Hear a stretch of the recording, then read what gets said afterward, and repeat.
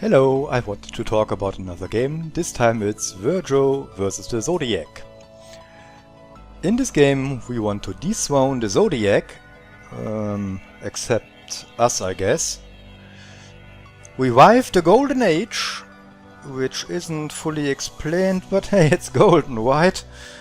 And purge the heretics that swarm the galaxy as Virgo, the Queen of Purity. Well, that is at least what this game says we are doing. The story of this game is hard to explain.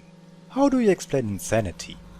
In the end, yes, we want to defeat the Zodiacs, get their crowns and bring back the Golden Age, but alongside this, it really isn't quite clear what we are doing by doing this. Accompanied by our talking cookie, the gingerbread man, we enter Capricorn's world first. Now, it's important to understand that every world will be a closed thing after we left it. We will not be able to return to it. We will not be able to replay it. And if we missed something, we missed it for good. Every world has its own theme. Capricorn's world is a corporate world where she is CEO of some big tech structure. There is uprising at the moment because the workers aren't happy with their share and having something like the revolution in the Soviet Union at the end of the First World War.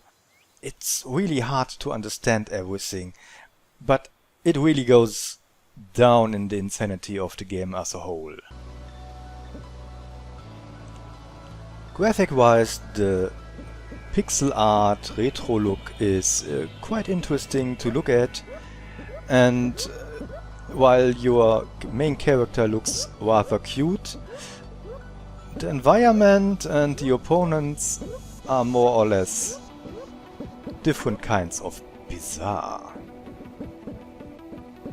Alongside of Virgo there are her allies, the fallen star Algol, and Speaker, her main star. So yeah, part of her is her main ally. Yeah, that is weird in itself. While Virgo is going through the different worlds, she is meeting a lot of very irritating people and very special allies and enemies. It's all very cute, it's all very nice, and it all is very misleading because the story is much darker than it looks. Gameplay wise, we have a rock, paper, scissor system with the three main attributes: ambition, versatility and patience. And you can see in the bottom middle that they have weakness towards each other in that little triangle. Your equipment is either ambition, versatility or patience related. So the higher your stat is, the better it will work for you. That's at least the theory of this. In reality, I didn't really think it was all that important to have another element to your weapon or your shield, because in the end it's not that important, and it will show in the gameplay section of this video. All in all, the stats of these things don't matter too much either. The special ability each and every single item has are far more important. You have one set of items for your main attack and defense, and there is a whole other screen for the counter attacks, which are almost more important than the other thing. You can upgrade your equipment by visiting the witch cat, and she will help you bake, boost or break your equipment. Now, boosting is the thing you are interested in most. You find recipes for new equipment and you can bake it if you have the right ingredients, like every good cake. You can boost the stuff, which is similarly easy. can boost your stuff like this. You have the right ingredients and you have the glove. So you're saying, yeah, that's the one I want. It will just deduct your material and you have a better item. Now baking is a little more complicated. If you want to bake something, you need the recipe, the material, and after that you will be going into this little screen where there's a little mini game, because there's always a little mini game, and you need to hit the middle of this. That will give the best outcome and you will have enough gain out of your material. You might have seen the other stats further down this list. There are hearts, which is more or less life, purity, which is the amount of shield power you can get, and then there is destiny, which gives you some bonus on your critical attack, and then there is cuteness, which does absolutely nothing. Now don't let the colorful graphic and the comedic story fool you to think this is just a kids game and it's quite easy. It's absolute brutal. Every fight, and there are very many fights, because that's the main action of the game, are like this. You can choose in the beginning to either defend or attack right away. Now we go with defense because we are not completely insane.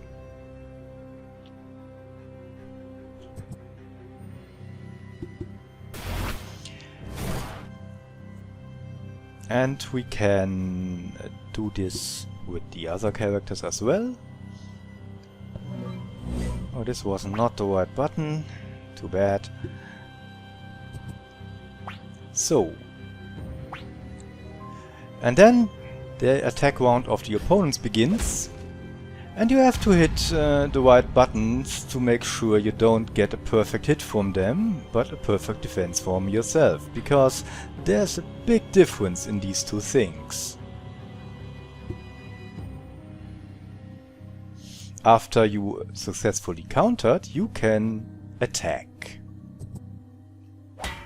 A counterattack will often help clear the problems. The minigame you play to counter or to attack are different. It might be some button you have to push really fast, like I guess this one.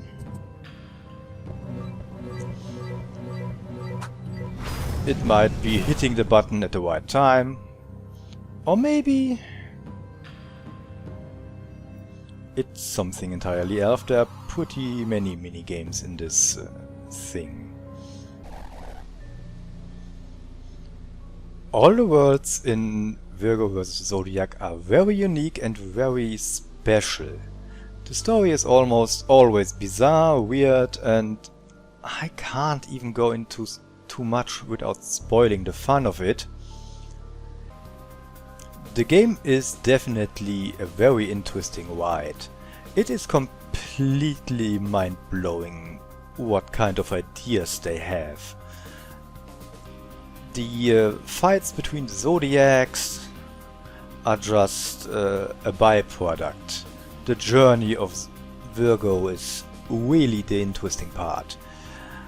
Will she betray her friends and do everything to get back to the Golden Age? Or maybe she values the power of friendship more.